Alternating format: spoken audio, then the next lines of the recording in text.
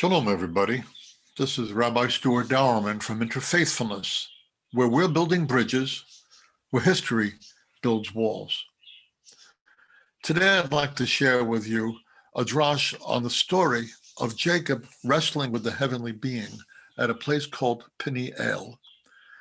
When he wrestles with a heavenly being, there's something for us to learn about the things that we wrestle with in life ourselves.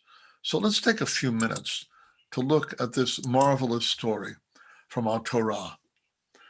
It's really a story of three encounters, not one. Jacob's three encounters and our own. Let's take a look.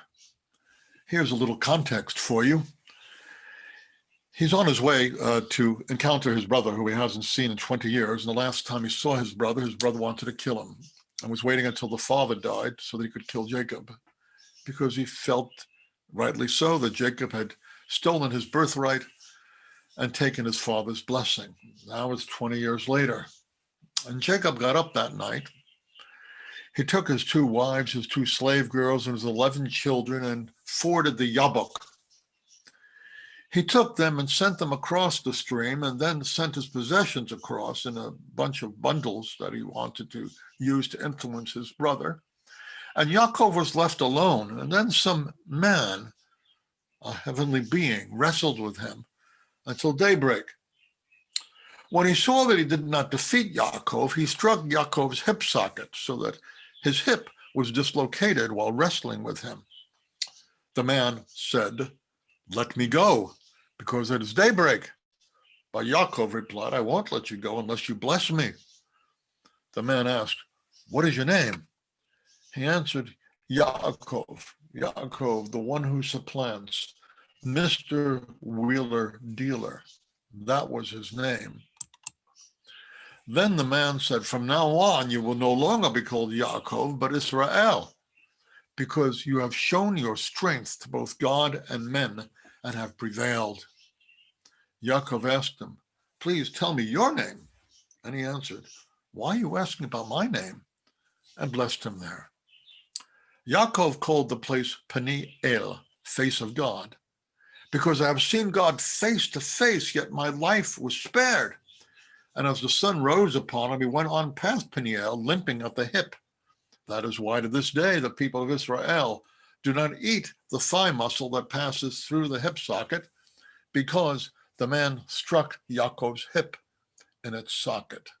Well, with whom was Jacob wrestling that night? Well, the tradition says a number of things, and Messianic Jews say something too. The tradition would say, well, it's an angel. Some would say with God himself.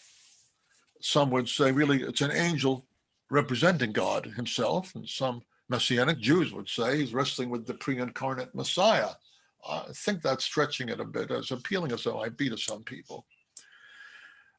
Jewish tradition also says he's wrestling with Esau's guardian angel. Well, the book of Hosea says this in chapter 12. In the womb, he, that's Jacob, took his brother by the heel. In the strength of his manhood, he fought with God. Yes, he fought with an angel and won. He wept and pleaded with him. Then at Beit El, which is another name that he gives Peniel, he found him. And there he would speak with us. Adonai Elohei Tzvaot. Adonai is his name. So we see here in this marvelous passage that from Hosea's point of view, yes, he is striving with God in the person of this angel. And there, this God would speak with us. So let's see what he would say. I believe he would speak with us of three encounters. He would speak to us about our encounter with ourselves, our encounter with God, and our encounter with others. Let's begin with our encounter with God. When Jacob left Canaan 20 years earlier, he bargained with God. He said, if you will be my God and you will take care of me where I go and keep me safe and bring me back, I will give a tenth to you. It's kind of funny. He strikes a bargain with God. He tries to use leverage with him. But now, 20 years later, he's not playing that game. He's a changed man. He's been changed by his experiences with Lavan, his father-in-law. He has been changed by the dealings of God with him, and he's been changed by this crisis. And now he throws himself on God's mercy on the basis of God's promises. Here he wrestles with God. He says, I will not let you go unless you bless me. Well, this is you and me too. This is us. Our spiritual maturity may be traced by noting our own transition from people who try to bargain with God. God, if you'll do this, I'll do that. Or God, I've done so much and I've done so much. Can't you do this? No. Our transition from that kind of bargaining with God to simply throwing ourselves in his mercy and wrestling with him on the basis of his promises. Where are you in that continuum? Where am I? Are we at the point yet where we just simply throw ourselves on God's mercy on the basis of his promises? That's maturity. Jacob reaches maturity by this point. It took 20 years. Jacob wrestles with God, demanding a blessing, or with the angel of God, demanding a blessing.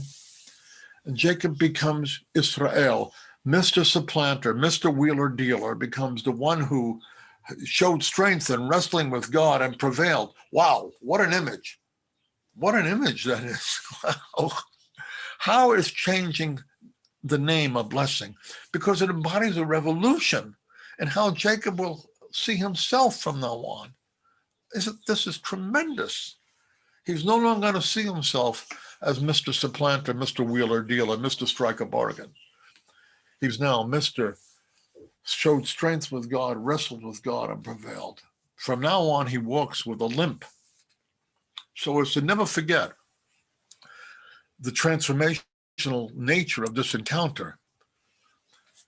Until then, now he's having an encounter with himself. Until then, Jacob had always wanted to be Esau. This is what the Rabbi Jonathan Sachs of blessed memory told us.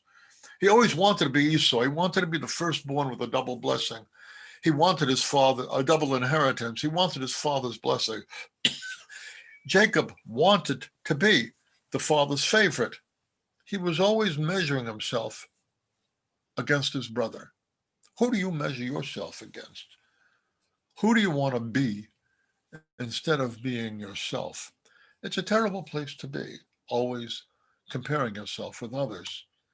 But here, Jacob's encounter with himself is transformational.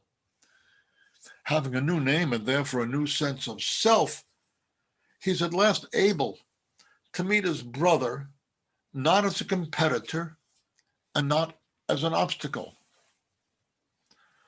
One time I was traveling in my car in Pasadena, California, and I was troubled because I felt one down to a lot of people. I was feeling bad. And all of a sudden, these words came to my mind. Have you done what I told you to do?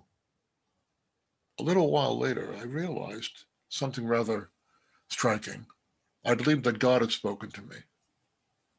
God had said to me, have you done what I told you to do? And I realized that if God had given me something to do, and if my life was about doing what God told me to do, then people could treat me badly. And what difference does it make? When you have that kind of a self-concept that the God of the universe has something for you to do, everything else is chump change. And that's what happened with Jacob in his encounter with himself. He has a new sense of self, and now he can deal with his brother entirely differently. So my question for you is, have you accepted or sought from God a new name, a new identity by which you self-identify? Or are you still living out of the old sense of self that you have, that you got from how your parents or your family treated you, how life treated you, how others treated you, how you treated yourself? Where did you get that identity? Where did that name come from? Send it back. Accept the new identity that God would give you. It's transformational. It'll transform how your relationship with God. It will transform your relationship with yourself. It will transform your relationship with others, like it transformed Jacob's relationship with Esau. As he meets with his brother, 7 times he bows down to him, gifting him with much largesse. Here, Jacob, who always wanted what his brother was going to get, he wanted the double portion. Here, he takes his own largesse and he says to his brother, here, take it. Take it. I want you to have it. Strengthened by his encounter with the angel, in which his name and identity were changed from the supplanter, from Mr. Wheeler Dealer, from let's strike a bargain, to the one who wrestled with God and prevailed, he now sees himself and therefore sees his brother entirely differently. The same will be true for you. The same will be true for me. As we have a transformed sense of identity, we're no longer threatened by other people. We're no longer in competition with them. We can speak and act from abundance, like Jacob does. Jacob says, here, I have more than enough. Here, take it, take it, take it. Oh, man, this is hot. This is great. This is transformational. Rabbi Jonathan Sachs of blessed memory reminds us of this. He says, to know thyself is to wrestle, as Jacob did on that fateful night, throwing off the person you might like to be but are not, accepting that some people will like you and what you stand for while others will not, and that it's better to seek the respect of some than to seek the popularity of all. This may involve a lifetime of struggle, but the outcome is an immense strength. No one is stronger than the one who knows who and what he is, and I add, and who stands for God in that identity. So here's your 3 encounters with God, with yourself, and with others. I encourage you today and every day to walk in your new identity and to not be threatened or in competition with everyone else. That's all chump change. With God, we're more than conquerors through him who loved us, and we should wrestle with him always and obtain a blessing. This is Rabbi Stuart Dowerman from Interfaithfulness saying shalom for now. Bye-bye.